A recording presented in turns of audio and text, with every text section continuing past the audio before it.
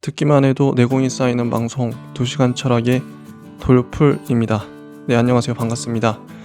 이번 시간에도 남경태 선생님의 종횡무진 서양사 2권을 같이 공부하도록 하겠습니다. 꽤 오랜 시간 우리가 이 책을 했었죠. 이 책을 역사책인데 그냥 읽었어요. 읽는 방법이 최선이라 판단했습니다. 제가 역사를 잘 모르기도 하고 아직 우리의 공부 단계가 여기에 대해서 뭐 토론을 하거나 그러기보다는 일단은 읽는 게 최선이다. 계속 읽고 있어요. 읽는 것도 예전에 서당에서 공부하는 방법이 달달 읽는 거죠. 읽다 보면 이거 10번, 20번 읽다 보면 결국 알게 된다. 깨닫게 된다. 그런 게 있는 것 같습니다. 자, 육부 열매 1이란 챕터고요. 101쪽 26장 영토와 주권의 의미란 제목입니다. 이 장이 워낙 정보량이 많아서 다 읽으려고 합니다. 누더기 제국이란 소제목입니다. 거의 동시에 진행된 르네상스와 항로 개척, 종교 개혁을 통해 서유럽 세계는 중세의 흔적을 걷어내고 새로운 시대를 준비하는 출발선에 서게 되었다.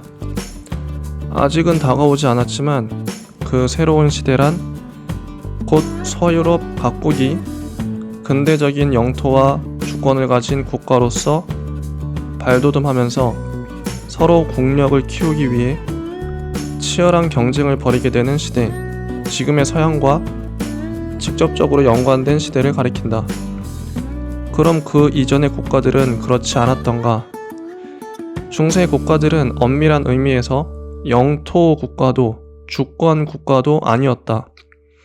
영토는 있었지만 오늘날과 같이 국경선으로 꼼꼼히 구획된 개념의 영토가 아니라 봉건 영주의 지배 지역을 중심으로 하는 점 개념의 영토였다. 이는 일찍부터 선 개념의 영토 국가가 성립한 동양의 경우와 대조를 보인다. 중국은 대륙을 최초로 통일한 진 제국 때부터 영토 개념이 분명했으며 한반도의 경우에는 고려 중기 윤관의 북방 정벌이 이루어진 때부터 분명한 영토 국가를 이룬다. 이때도 중국이 한 지방이라는 의미가 강했지만 통일 신라 시절보다는 중국과의 일체감이 약했다. 물론 서양의 봉건 군주들이라 해서 땅 욕심이 적었던 것은 아니다. 다만 그네들은 동양처럼 강력한 중앙 집권력이 없었기에 영토 국가의 성립이 늦었을 뿐이다. 영주의 세력에 따라 크고 작은 차이는 있었으나 선 개념의 국경선은 없었다. 영토가 선으로 확정되지 않았으므로 주권도 불분명했다. 주권의 주인은 물론 봉건 영주였지만 그 주권이 어디까지 미치는지가 확실치 않았다. 예를 들어 툴루즈 백국이나 작센 공국의 주권이 정확히 어느 곳, 어느 백성에게까지 미치는지는 툴루즈 백작과 작센 공작 자신도 알지 못했다. 고대부터 영토 국가의 면모를 가졌던 동양식 왕국과 달리 서양의 중세 왕국은 기본적으로 도시 국가의 체제였다. 서유럽에 수천 개의 도시가 있었다면 곧 수천 개의 왕국이 있었던 것이나 다름없다. 이렇게 극도로 분립적인 서유럽 세계가 그런대로 통합성을 유지할 수 있었던 이유는 교황과 교회의 덕분이었다. 세속의 영역은 무수히 나뉘어 있었어도 신성의 영역은 하나였고 세속 군주들은 교황의 영적 지배를 나름대로 인정하고 있었다. 이렇게 보면 중세의 서유럽 세계는 한편으로는 수천 개의 나라로 분열되었다고 볼 수도 있지만 다른 편으로는 각 봉건 군주가 내정의 자치권만 가진 채 외교권을 교황에게 맡겨두고 있는 하나의 거대한 제국이었다고도 볼 수 있다. 여기서 교황은 각국 간의 분쟁과 갈등을 해결하는 국제 질서의 조정자라는 역할을 맡았다. 따라서 종교개혁으로 교황권이 몰락한 것은 단순히 종교상의 문제만이 아니었다. 그랬다면 종교개혁은 종교사에서만 다루어도 충분할 것이다. 그것은 중세라는 틀을 유지해온 국제 질서의 중심이 무너진 것이다. 이제 서유럽 각국은 스스로의 의지와 힘으로 새로운 국제 질서를 만들어야 했다. 그 과정이 20세기까지 지속되었으므로 중세 이후는 하나의 시대로 묶을 수 있다. 나중에 보겠지만 정확히 한정하면 제2차 세계대전이 그 종착역이다. 전후 지금에 이르는 현대사는 서양의 입장에서 보면 500년 만에 새로운 국제 질서, 서양만이 아니라 전 세계를 아우르는 질서를 만들어가는 과정이다. 동아시아에는 중국이라는 국제 질서의 중심이 있었으므로 서양처럼 분권화되지 않았다. 제국이 있다면 국제 질서가 수직적으로 일사불란하게 편제될 수 있기 때문이다. 그런데 서양의 중세에도 제국이 없진 않았다. 그것도 교황이 지배하는 영적인 제국이 아니라 현실의 제국이 엄연히 존재하고 있었다. 그게 바로 신성 로마 제국이 아닌가. 물론 이것이 신성하지도 않고 로마와도 무관했으며 제국도 아니었음은 앞에서도 본 바 있다. 그러나 이 기묘한 제국이 제국의 명패를 되찾으려 하면서 제국도 원치 않은 새로운 국제 질서가 모습을 드러내기 시작한다. 15세기 중반 프리드리히 3세가 제위에 오르면서 합스부르크 가문은 황제 자리를 세습하게 된다.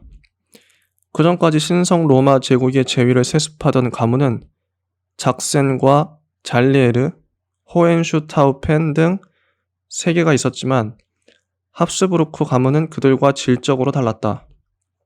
물론 유전자나 체질의 면에서 다르다는 게 아니라 시대적 배경에서 차이가 있다는 이야기다. 15세기 중반이라면 중세가 거의 해체되고 서유럽 각국이 새로운 개념의 국가를 형성해 가던 와중이니까. 앞에서 본 것처럼 프리드리히 3세는 통혼이라는 대단히 육탄적인 정책을 구사했는데 당시 상황에서는 매우 적절하고도 효과적인 외교술이었다. 이름만 제국일 뿐 프랑스와 영국 같은 전통의 강국, 나아가 에스파냐 같은 후발 주자보다도 국력이 약한 신성 로마 제국 독일이 일약 강국의 반열에 오르게 된 것은 바로 그 정책 덕분이다. 프리드리히 3세와 그 아들 막시밀리안 1세의 대를 이은 통원 정책으로 합스부르크 가문은 다음 황제인 카를 5세 때에 이르러 에스파냐에서 헝가리에 이르는 대제국을 이루게 된다. 그러나 동서로 2000km가 넘는 이 지역을 전부 통솔한 것은 아니었을 뿐 아니라 제국에 걸맞은 중앙 집권력도 부족했다. 그러므로 합스부르크 제국의 실체는 여기저기 천 조각을 기어 만든 누더기 제국이나 다름없었다. 통원으로 만든 제국의 한계다. 그래도 누더기라면 그 중에 좋은 조각도 있을 터이다. 그것은 어딜까? 단연 에스파냐다. 당시 에스파냐는 신대륙에서 유입된 막대한 양의 금과 은을 미천 삼아 서유럽 세계의 새로운 경제 중심지로 떠오르고 있었다. 카를 5세가 신성 로마 제국의 전통적 중심지인 오스트리아를 버리고 에스파냐에 오랫동안 머문 이유도 거기에 있었다. 그러나 합스부르크 제국에는 적이 많았다. 우선 카를 5세와 제위를 놓고 싸운 프랑스가 전통의 적수였고 종교개혁으로 생겨난 신교 영방 군주들도 만만치 않았으며 헝가리 부근까지 손에 넣고 오스트리아를 위협하고 있는 당대 세계 최대의 강국인 튀르크의 오스만 제국은 감당하기 어려운 강적이었다. 전통적으로 신성 로마 제국의 지원 세력이던 독일 영방 군주들마저 신교와 구교로 분열된 상황이었으므로 합스부르크 제국은 오로지 에스파냐의 경제력만을 바탕으로 그 세 적과 싸워야 했다. 결과는 비참했다. 1529년 빈을 포위한 튀르크군은 간신히 물리쳤으나 1538년 지중해에서는 튀르크 함대에 패배했고 1555년 아우크스부르크 화의에서는 루터파 군주들에게 양보해야 했다. 게다가 북이탈리아에 대한 영향권을 놓고 벌인 프랑스와의 다툼에서도 제국은 승리하지 못했다. 1559년 카토 캉브리지 조약에서 북이탈리아는 가까스로 유지했으나 라인 강변의 요지들을 송두리째 프랑스에 내준 것이다. 카를 5세는 아우크스부르크 화의 이듬해인 1556년에 동생인 페르디난트 1세에게 제위를 물려주고 에스파냐의 왕위는 아들인 펠리페 2세에게 물려준 다음 정계에서 은퇴해버렸다. 이로써 한동안 엉성하게나마 세계 제국을 이루었던 합스부르크 제국은 사라지고 오스트리아와 에스파냐는 다시 원래의 독립국으로 분리되었다. 서유럽 최대의 부국 에스파냐의 왕이 된 펠리페 2세는 여러 대째 지속된 합스부르크 가문의 새로운 전통, 즉 통원 외교를 계속 전개하면서 근대로 향하는 서유럽 세계의 패자를 꿈꾼다. 그러나 이미 낡은 수법에 의존한 데서 짐작할 수 있듯이 그는 자신의 나라 에스파냐와 더불어 유럽 역사의 무대에서 끝내 주연의 문턱에 오르지 못하고 조연에 그칠 운명이었다. 자, 그 다음에 다음 소제목 세계 진출의 계승자입니다. 107쪽이고요. 제주는 곰이 부리고 돈은 왕서방이 챙긴다 라고 했던가. 항로 개척을 통해 전 세계로 향하는 문들을 모두 열어놓은 에스파냐가 곰이라면 그것을 바탕으로 네덜란드와 영국은 세계 지배에 나서서 알짜 수익을 거두었다. 원래 일하는 자와 누리는 자가 늘 달랐던 게 인류 역사 아닌가. 아무리 가문의 내력이라지만 펠리페 2세의 통원은 정도를 지나친 감이 있었다. 그는 포르투갈 왕녀, 영국 여왕, 프랑스 왕녀, 합스부르크 왕녀와 4차례나 결혼을 했는데 이것이 모두 성공했더라면 그에 대해서 합스부르크 가문이 다시 부활하는 것은 물론 서유럽 세계는 16세기의 왕실들의 홍맥을 통해 정치적 통합을 이루었을지도 모른다. 그러나 펠리페가 통원의 결실을 거둔 것은 포르투갈을 상속받아 합병한 것 뿐이었다. 특히 1554년에 왕비로 맞아들인 영국의 메리 1세는 아버지 카를 5세의 이모인 캐서린의 딸이었고 넷째 아내인 합스부르크 왕녀 안나는 카를 5세의 외손녀였으니 펠리페는 학렬의 위와 아래를 가리지 않고 닥치는 대로 통원했던 셈이다. 1571년 레판토 해전에서 오스만 제국이 서력한 시기가 펠리페와 에스파냐의 최전성기였다. 이때 에스파냐는 대서양 항로를 독점한 것은 물론 지중해 무역에서도 패자가 되었다. 펠리페가 특별히 엄청난 공과 돈을 들여 육성한 당시의 에스파냐 함대에 영국인들이 무적함대라는 이름을 붙인 것도 무리가 아니다. 그러나 절정의 기쁨을 맛보기가 무섭게 에스파냐는 쇠퇴기로 접어든다. 영국은 1588년 노예무역과 약탈을 일삼던 해적 두목 출신 드레이크가 에스파냐 무적함대를 무찔러 자신들이 지은 이름을 무색히 했다. 이 사건을 계기로 에스파냐는 쇠퇴의 늪에 빠져들지만 실상 에스파냐의 몰락을 부른 것은 그것만이 아니다. 에스파냐에서는 이슬람에 대한 전통적인 적대감으로 카톨릭이 득세한 데다 교황과 결탁한 합스부르크 왕가의 지배로 종교적 보수화가 극에 달했다. 따라서 서유럽 각국이 새로운 국민국가를 형성해가는 와중에도 에스파냐에서는 제대로 된 관료 집단이 성장하지 못했으며 서유럽 과거의 봉건 왕조보다도 뒤진 국가 체제를 이루고 있었다. 그나마 에스파냐를 버티게 해준 것은 신대륙에서 오는 막대한 이익이었는데 이마저도 왕실의 사치와 방탕, 프랑스와의 지루한 다툼, 티르크와의 전쟁 등으로 인해 바닥날 지경에 이르렀다. 국가 재정이 부실해지자 신대륙에서 오는 금과 은은 점차 에스파냐에서 사용되지 못하고 다른 나라들로 유출되기 시작했다. 그 와중에 플랑드르의 상인들은 에스파냐의 지배를 벗어나 독립을 이루고 네덜란드라는 새로운 나라를 건설했다. 이로써 에스파냐는 서유럽의 전진기지이자 최대의 부유한 영토를 잃고 말았다. 사태를 더욱 악화시킨 것은 영국과 치른 전쟁이었다. 시대착오적인 국가 운영, 종교 정책, 외교 정책, 통언을 무기로 삼은 펠리페 2세는 영국에서 자신의 아내이자 독실한 카톨릭 교도인 메리 1세가 죽고 엘리자베스 1세가 즉위하면서 영국 국교회를 강화하는 방향으로 선회하자 즉각 응징을 계획했다. 하지만 그 결과는 무적함대의 참패였다. 이제 곰을 부리는 자의 정체가 서서히 드러나고 있었다. 에스파냐에서 독립한 네덜란드와 무적함대를 격침시킨 영국이 바로 곰의 주인들이었다. 사실 펠리페 2세가 네덜란드를 계속 유지하려면 우선 정교 정책을 변화시켜야 했다. 에스파냐는 본국에서 카톨릭을 유지하더라도 최소한 네덜란드에서만큼은 유연성을 보여야 했다. 중세 말기에 상인들이 지배하는 자치도시체로 출발한 플랑드르적 전통에다 루터와 칼뱅의 종교개혁이 가장 큰 결실을 거둔 지역이 바로 네덜란드가 아니던가. 펠리페의 종교 탄압은 네덜란드의 상인들은 물론 전통적인 귀족들마저도 적으로 만들어버린 악수였다.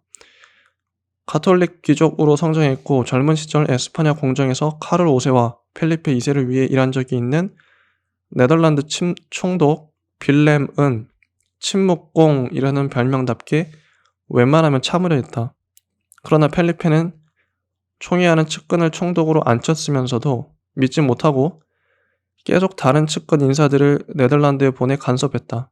더구나 네덜란드에 온 에스파냐인들은 토착 귀족들과 자주 마찰을 빚었다. 여기에 결정적으로 빌렘의 꼭지를 돌게 만든 것은 펠리페의 신교 박해였다. 1567년 펠리페는 군대를 파견해 네덜란드의 신교도들을 철저히 색출하기 시작했다. 이를 피해 신교도들이 국외로 도망가는 일이 잦아지자 마침내 빌렘은 더 이상 두고 볼 수 없게 되었다. 국민이 국가를 버린다면 국가가 존립할 수 없지 않은가. 일단 망명자들을 따라 국외로 망명한 빌렘은 신교도들로 군대를 편성해 네덜란드 탈환 작전에 나섰다. 조국을 수복해야 하는 처지가 되었는데 쉬운 일은 아니었다. 원래부터 신교도가 우세한 홀란트주는 쉽게 점령했으나 남부의 카톨릭주들이 반발하고 나섰다. 어쩔 수 없이 빌렘은 신교도들의 북부 7주만을 규합해 위트레흐트 동맹을 결성했다. 그래도 국가 수립의 대세에는 지장이 없었다. 1581년 동맹은 독립을 선언하고 네덜란드 연방공화국을 이루었다. 플랑드르 시절부터 모직물 공업과 해외 무역에는 일가견이 있었던 네덜란드는 독립을 이루자마자 곧바로 해외 진출에 나섰다. 때는 바야흐로 과거의 플랑드르 상인들이 지배했던 지중해 무역 정도가 아니라 에스파냐가 개척해놓은 항로를 통해 전 세계가 하나의 무역권으로 변모해가는 시대였다. 지중해 중개 무역을 통해 갈고 닦은 항해술과 새로 개척된 대서양 항로가 결합되면서 네덜란드는 보잘것없는 영토의 규모에 어울리지 않게 에스파냐에 뒤이어 일약 전 세계를 대상으로 하는 해외 무역의 중심지로 발돋움했다. 다음 소제목은 영토 국가의 선두주자라는 제목이고요. 111쪽입니다. 중세의 해체는 변방에서부터 시작되었다. 서쪽 변방 이베리아에서 대항해 시대가 열리고 남쪽 변방 이탈리아에서 르네상스가 빛나고 동쪽 변방 독일에서 종교 개혁의 파도가 휩쓰는 동안 서유럽의 전통적 중심지인 프랑스는 상대적으로 조용했다. 물론 바깥에서 볼 때 그랬다는 이야기다. 원래 변방에서는 변화를 추구하지만 중심에서는 안정을 추구하기에 마련이다. 사방에서 다양한 방식으로 새로운 질서를 모색하는 가운데서도 프랑스에서는 의연히 중세의 절정을 향해 치닫고 있었다. 중세의 절정이라면 분권화의 완성? 그렇지는 않다. 분권화가 중세의 커다란 특징인 것은 분명하지만 유럽 전체를 놓고 볼 때 그런 것이고, 각 지역별로는 중앙 집권화를 향한 완만한 흐름이 이어지고 있었다. 중세의 분권화는 원시 사회에서와 같은 단순한 분권화가 아니다. 아무리 봉건 영주들이 독립국처럼 행세한다 하더라도 어차피 지역적으로 서열은 지어지게 마련이며 이 서열은 중심을 지향할 수밖에 없다. 다만 중세의 그런 변화가 서서히 전개될 수밖에 없었던 이유는 교황이라는 가상의 중앙 집권체가 존재했기 때문이다. 아비뇽 교황청 시대 이후 프랑스는 그 가상을 일찌감치 떨쳐버렸으니 그런 점에서 보면 오히려 프랑스는 가장 먼저 종교 개혁을 이룬 나라인지도 모른다. 15세기 중반 100년 전쟁이 끝나면서 프랑스는 프랑스 내의 영국 왕실 영토를 완전히 없애는 데 성공했다. 하지만 아직도 프랑스에는 영토 문제가 남아 있었고 서유럽의 다른 지역들과는 달리 그 문제를 가장 시급하게 여겼다. 서유럽의 중심답게 프랑스는 가장 일찍 영토 국가의 길로 나선 것이다. 그런 점에서 세계사적으로는 그 시대의 다른 데서 벌어진 사건들, 즉 항로 개척과 르네상스 종교 개혁이 더 중요하겠지만 그 역사적 흐름을 주도한 나라들보다 프랑스가 더 전형적인 서양의 역사를 보여준다고 할 수 있다. 프랑스는 맨 먼저 근대 국가의 체제로 향했기 때문이다. 100년 전쟁은 프랑스 서부의 영토를 말끔하게 구획 정리해 주었다. 그럼 이제 남은 것은 동부다. 동부의 영토 문제는 크게 두 부분으로 나뉜다. 북부에서는 부르고뉴 공국과의 문제, 중부와 남부에서는 신성 로마 제국 및 북부 이탈리아 자치도시들과의 문제다. 물론 좋게 말해서 문제이고 실은 분쟁이다. 샤를 7세의 아들로 프랑스 왕위를 계승한 루이 11세는 먼저 부르고뉴 문제를 해결하고자 했다. 그러나 플랑드르 르네상스를 지원해 후대 역사가들에게서 유럽의 대공이라는 영예로운 별명으로 불리는 부르고뉴의 영주 필리프 2세는 발루아 가문의 새까만 후배인 루이 11세가 걸어오는 시비에 신경 쓰지 않았다. 필리프 2세는 문화와 학문을 애호하는 군주였는데 대개 이런 군주는 정치적으로 무관심하거나 무능하기 마련이다. 하지만 그의 아들 샤를은 달랐다. 1467년 아버지의 뒤를 이은 샤를은 프랑스 왕가의 영향력을 벗어나 부르고뉴를 독립왕국으로 발전시키려는 움직임을 보였다. 샤를의 시도가 성공했더라면 오늘날 벨기에는 부르고뉴로 불렸을지도 모른다. 19세기에 부르고뉴 땅에는 벨기에라는 독립국이 세워지니까. 하지만 루이 11세는 에스파냐와 영국, 독일의 영방 군주들과 결탁해 집요하게 샤르를 압박했다. 마침내 1477년 샤르이 전사함으로써 부르고뉴의 독립은 물거품이 되고 말았다. 샤르의 딸 마리아는 자신을 며느리로 삼으려는 루이 11세의 압력을 거부하고 합스부르크의 막시밀리안 1세를 선택했지만 국제적 긴장관계 속에서 선정을 잃은 부르고뉴호는 온전할 수 없었다. 결국 부르고뉴는 둘로 나뉘어 각각 프랑스와 합스부르크 제국의 영토가 되었다. 바꾸어 말하면 부르고뉴는 완전히 해체되어 역사의 뒤안길로 사라졌다. 이제 프랑스의 영토 문제는 북이탈리아에 대한 지배권을 놓고 신성 로마 제국의 합스부르크와 한판 승부를 벌이는 것만 남았다.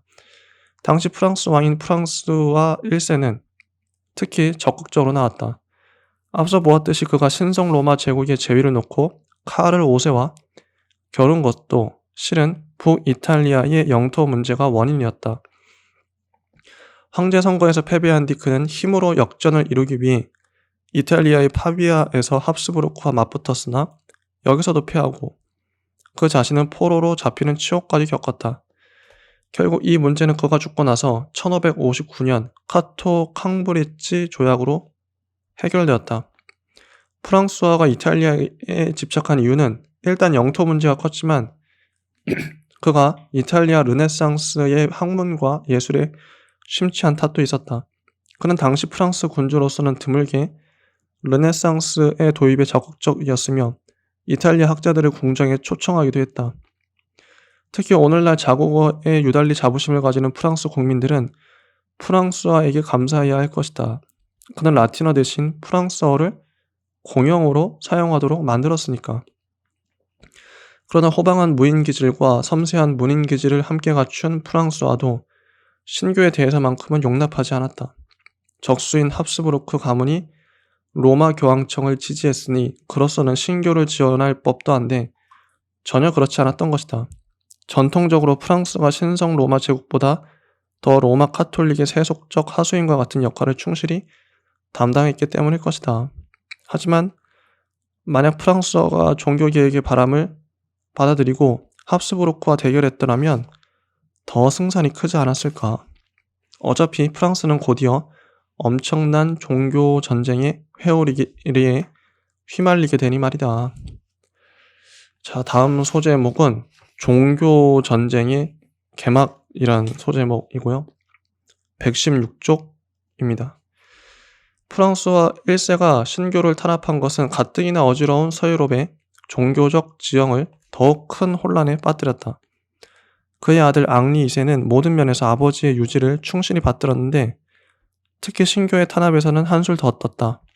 사실 그가 카토 캉브레지 조약을 맺어 아버지가 남긴 숙제를 해결하고 합스부르크와 타협한 데는 종교적 이유가 컸다. 스위스에서 칼뱅 교도들이 대거 프랑스로 이주하자 그는 대외 전쟁보다 대내의 종교 문제를 해결하는 것이 먼저라고 판단한 것이다. 그러나 그는 조약 체결을 기념하는 마상 경기에서 그만 근위대장이 잘못 던진 창을 맞고 40살의 한창 나이에 죽었다. 그는 자신의 신교 탄압이 복잡한 종교 전쟁으로 이어질 줄은 몰랐을 테고 자신의 아내가 거기에 깊숙이 관여하게 될 줄은 더더욱 몰랐을 것이다. 일제기 프랑스화는 이탈리아에서 합스부르크와 전쟁을 벌일 무렵 합스부르크의 전매 특허인 통원 전략을 구사한 적이 있었다. 1533년 아들 앙리 2세를 동갑내기인 카트린 드 메디시스라는 이탈리아 처녀와 결혼시킨 것이다. 프랑스식으로 읽어 메디시스지만 이탈리아식으로 읽으면 그녀의 성은 메디치가 된다. 카트린은 바로 르네상스를 이끈 피렌체의 지배자 로렌초 메디치의 증손녀였다. 정략 결혼이었지만 부부의 은은 나쁘지 않았던지 앙리 2세와 카트린은 모두 10명의 자식을 낳았다. 자식들 가운데 3명의 프랑스 왕들이 연속해서 나왔고 다른 나라의 왕비로 시집 보낸 딸들도 2명이나 되었으니 카트린으로서는 남편 복은 없었어도 자식 복은 있었던 셈이다. 앙리 2세가 변사하는 바람에 16살의 어린 아들 프랑스와 2세가 왕위를 이었지만 병약한 탓으로 2년도 못 가서 죽고 1560년 그의 동생인 샤를 9세가 10살의 나이로 왕위에 올랐다. 다른 때 같았으면 몰라도 한창 왕권이 뻗어나고 있는 상황에서 게다가 서유럽의 국제 정세가 급박하게 돌아가고 있는 상황에서 어린 왕이 즉위했다는 것은 프랑스에 치명적일 수 있었다. 그래서 카트린은 직접 섭정을 맡기로 했다. 이탈리아의 명문 출신답게 카트린은 정치적 자질과 수완이 뛰어난 여성이었으나 외국인이라는 제약 때문에 프랑스 귀족들을 주무르는 데는 한계가 있었다. 그래서 그녀는 먼저 지지 세력을 규합하기로 결심했는데 그 대상이 바로 카톨릭 귀족들이었다. 특히 프랑스와 1세의 비호를 받아 단기간에 명문세계로 선장한 기즈 가문이 그녀의 가장 굳건한 동맹자가 되었다. 더구나 기즈 가문은 프랑스와 2세의 처가였으니 카트린에게는 든든한 사돈이기도 했다. 당시 프랑스에는 남부를 중심으로 칼뱅 교도들이 널리 퍼져 있었다. 프랑스 남부라면 바로 13세기에 이단으로 몰린 알비파의 고장이었으므로 전통적으로 로마 카톨릭에 반대하는 분위기가 강한 곳이었다. 칼뱅파는 과거 알비파의 교세에 비할 바가 아니었다. 상인과 수공업자 등 신흥 계층만이 아니라 귀족도 많았으며 몇몇 대형주들 중에도 신교도로 개종한 사람들이 있었다. 이렇게 칼뱅주의의 새로운 성지가 된 남프랑스에서는 신교도를 가리키는 새로운 이름으로 위그노라는 말이 생겨났다. 빠른 속도로 성장한 위그노는 금세 정치 세력화하면서 국가 안의 국가라고 불릴 만큼 강력해졌다. 이미 위그노는 종교적 일파만을 가리키는 제한적 의미를 벗어나 새로운 정치적 대안을 뜻하는 대명사로 자리 잡게 된 것이다. 종교의 분열이 정치적 분열로 이어지고 양측이 타협할 수 없는 지경에까지 이르렀다면 그 다음은 전쟁밖에 없다. 그렇게 해서 터진 전쟁이 프랑스 최초의 종교 전쟁인 위그노 전쟁이다. 사실 카트린은 자신도 카톨릭 교도였고 카톨릭 세력의 지원도 받고 있었으나 중립적 입장에 가까웠다. 섭정을 맡고 있는 그녀는 우선 왕권을 확립하고 국내 정치의 안정을 꾀하는 게 급선무이고 종교 문제는 그 다음이라고 보았다. 그러나 그녀와 연대하고 있는 기즈 공작의 생각은 달랐다. 그는 광신도에 가까운 카톨릭 교도인데다 정치적 야심이 가득한 인물이었다. 결국 위그노 전쟁의 방아쇠를 당긴 것도 그였다. 1562년 기즈 공작의 명령으로 프랑스 정부군이 창고에서 예배를 올리고 있던 위그노들을 기습 공격하면서 모두 8차에 걸친 위그노 전쟁이 시작되었다. 애초에 위그노 측은 카톨릭 측과 전쟁을 벌일 마음이 없었다. 그들은 비록 정치 세력을 이루고 있었으나 정부에 대해 종교적 관용 외에 별다른 요구사항이 없었던 것이다. 그래서 3차전까지 치른 뒤 양측은 평화협상을 벌여 어렵지 않게 합의를 이루었다. 이것으로 전쟁은 끝나는 것이 뻗다. 그러나 불씨가 꺼지지 않았는데 끝나는 전쟁은 없다. 위그노는 여전히 정부 측의 종교의 자유를 요구했고 정부는 여전히 그것을 인정하지 않았다. 모순은 해소되지 않고 골마만 갔다. 결국 1차전에서 기습으로 재미를 본 기즈 공작이 또 선수를 쳤다. 게다가 이때부터는 카트린까지 적극 가담했다. 그들은 함께 위그노를 근절하기 위한 치밀한 비밀 공작을 세웠다. 거사일은 1572년 8월 24일 성 바르톨로메우의 축일로 정해졌다.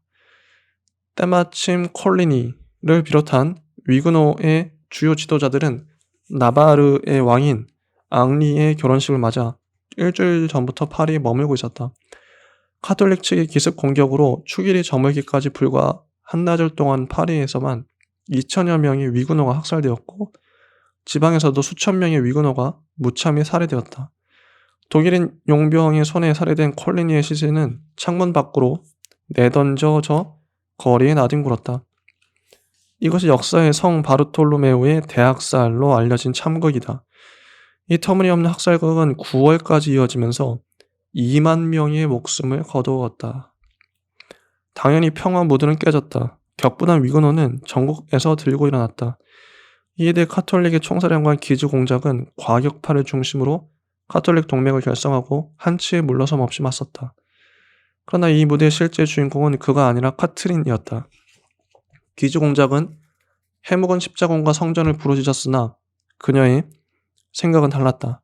토끼를 잡았으니 이제 사냥개는 필요가 없다. 더욱이 위그노는 기즈를 처형하라고 외쳐대고 있지 않은가. 카트린은 셋째 아들 앙리 3세를 사주해 기즈 공작을 암살하라는 지령을 내렸다. 대학살의 표면상의 주범은 1588년 암살로 최후를 맞았다. 그런데 사냥개를 잡았는데도 사태는 좀처럼 진정되지 않았다. 특히 기즈 공작처럼 가마솥에 들어갈 운명에 처한 다른 사냥개들은 그냥 앉아서 죽을 수만은 없다고 생각했다. 그들은 왕을 암살하려는 엄청난 계획을 꾸미고 그 이듬해 드디어 거사에 성공했다. 공교롭게도 같은 해 풍운의 여걸 카트린 드 메디시스가 사망했다. 악명 높은 지배 세력이 일거에 무너졌으니 새 왕조가 들어설 절호의 기회다. 후서가 없는 앙리 3세의 뒤를 이어 왕위에 오른 앙리 4세에는 바로 바르톨로메우의 비극으로 결혼식을 망쳐버린 나바르 왕 앙리였다. 그는 생루이의 후손으로 부르봉 가문이었으므로 오랫동안 프랑스 왕권을 이어온 발로아 왕조가 끝나고 이때부터 부르봉 왕조로 바뀌었다. 어머니부터 철저한 위구노였고 그 자신도 콜리니를 아버지처럼 존경한 앙리 4세였으니 이제 종교전쟁의 승자는 결정된 셈이었다. 어차피 그가 아니었다 해도 사태의 수습책은 오직 하나, 신앙의 자유를 인정하는 것밖에 없다. 다만 그는 가톨릭 측의 거부감을 고려해 신앙의 자유를 프랑스 내의 일정한 지역에만 국한하기로 했다. 이 절충안이 1598년에 낭트 칙령이다. 이것으로 36년간 끌어오던 위그노 전쟁은 마침내 끝이 났다. 위그노 전쟁이 낳은 것은 신교의 승리와 부르봉 왕조만이 아니다. 사실 낭트 칙령과 같이 근대 국가에서나 볼 수 있는 고도의 정치적 타협이 성립할 수 있었던 것은 그를 뒷받침하는 정치 세력이 존재했기 때문이다. 위그노 전쟁이 예상보다 훨씬 오래 끌면서 프랑스에는 새로운 정치 세력이 생겨났다. 양극단이 대립하면 이를 중지하려는 노력이 생기는 것은 당연하다. 따라서 새로운 정치 세력은 종교를 떠나 냉정하고 객관적으로 사태를 바라보고 해결책을 찾으려 했으며 왕권을 강화해 질서를 회복시키고자 했다. 이들은 그 이름도 어울리게 정치파라고 불렸는데 여기에는 기지공작의 지나치게 강압적인 태도에 반대하고 나선 카톨릭 온건파도 합류했다.